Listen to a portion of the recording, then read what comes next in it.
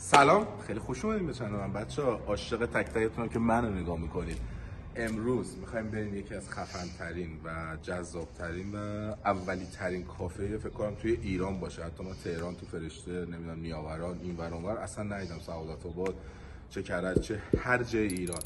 این کافه در اصفهان، شهر اصفهانه که حالت مثل مکدونالد و نمیدونم اسمش چیه، استارباکس و KFC داره که مثلا میای با ماشین سفارش میدی، از اون ور خارج میشی سفارش رو تحویل میگیری.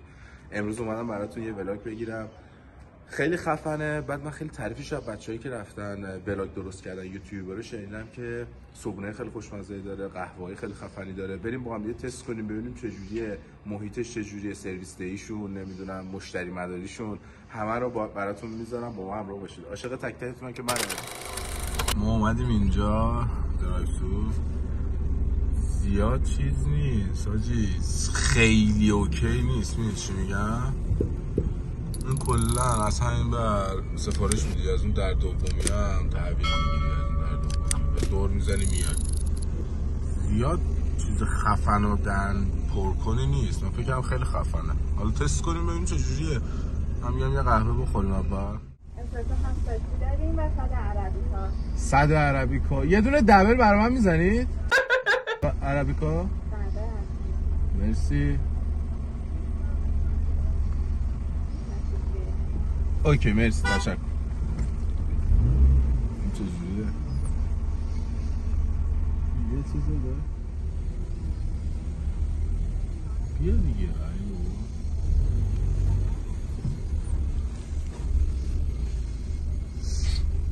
کلا اون منم دیدی چیزاشو قیمتاشو نزده بود. بله 2022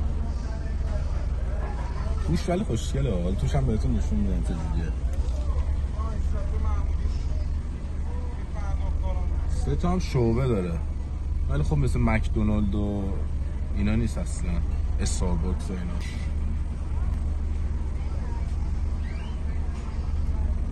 مرسی.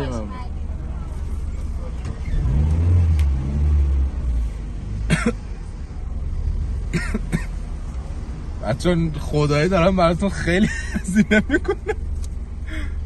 115,000 تومان قهوه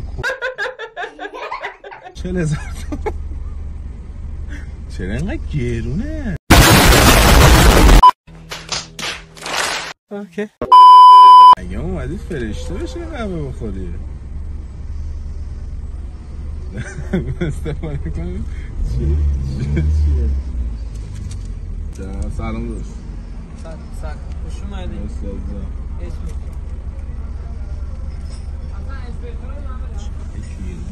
آدم استرن. یه چیزی من بگم، من کاری به چوسی موسی ندارم. من تا حالا 100,000 پول قهوه ندادم. خدمت شما هستم. مرسی ممنون. کلا بدم خدمت. بله 2 تا بده. خدمتتون. مرسی. یه دونه دیگه من میدی؟ یه دونه دیگه اینم خدمت. تشکر. خدا نگهدار. 100 تومن باور کن من تا 100 تومن. اوکی حالا جدا از شوخی خسیس بازی نیست، انصافا 100 تومن چه خبره؟ تو توی کافه خفن میری میشینی، کلا چقدر مثلا میخوای بدی؟ کلا 70 80 تهش. یه بیشتر از اینو فکر نکنم باشه. بریم حالا توش هم داخلش هم بهتون نشون بدم. بچه تست کنیم قهوه 100 تومنیو.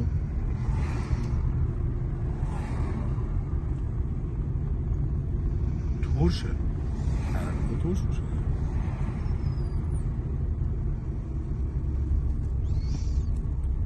نه به خدا این تیکه وی هست 40-50 تومانی ها به قرآن خیلی بهتره.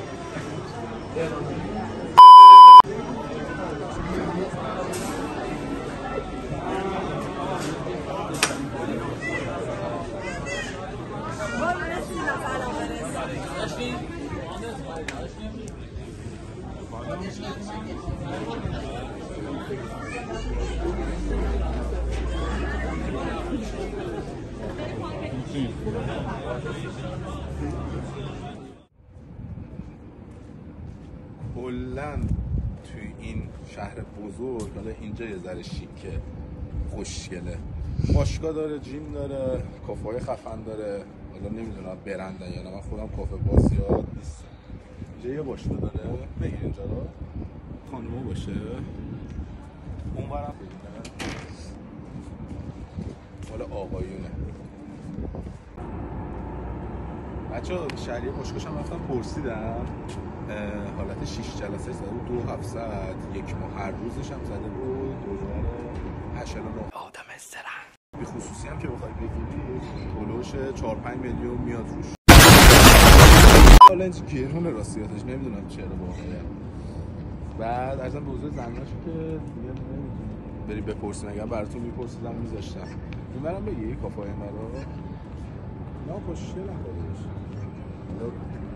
اساس تو برندن، شعبه زیاد دارن. برای سرما پوشوندن، حالا تابستون بشه اینو برمی‌داره چادر رو کلا، حالت اروپایی تو قرار میگیره. شیکن کافاش. حالا ما چون داخلش نمیریم موزیک داره، کپی رایت میخوره دیگه، نمیتونیم ویدیو رو بذاریم. شاید تو دوربین زیاد معلوم نباشه، ولی خب اونجایی که رفتیم سفارش دادیم من براتون گرفتم که محیطش چجوریه. اینا محیط خیلی خفنی داره، خیلی هزینه کرده، دکورش واقعا زیاده، نخوریم. اینجا هم که انشالله برندش رو میگیریم میزنیم علی تهرانی با پیج خودمون AI مثلا خفن میشه. اینم میگه کافرها شیشه